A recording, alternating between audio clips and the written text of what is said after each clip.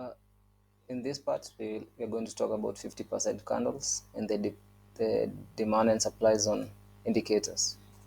First, to find them, you go to your indicators and then you search 50%, and then we are going to use the 50% body candle by Eminest. And then you are going to search demand and supply zone, the demand and supply zone indicator by CST Academy, and then we are going to save them. And once you save them, they will appear here.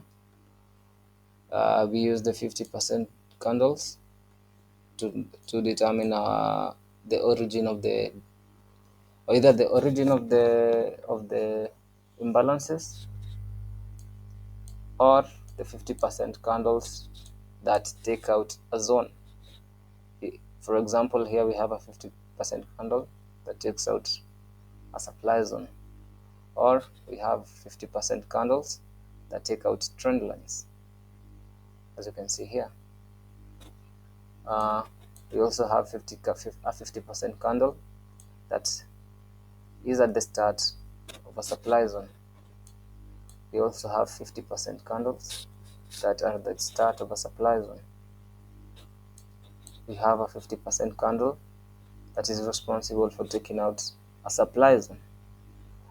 Price comes back, bounces off this 50% candle, then comes back again, and it's breached, and so it's no longer a demand zone. The 50% candle is no longer a demand zone, and it's taken out.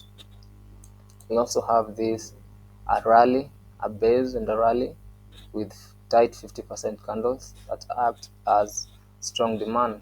Price comes back, bounces once, bounces twice, bounces thrice, four times, then it's breached, and so the demand zone is taken out. And so now we have a new supply zone at the top here.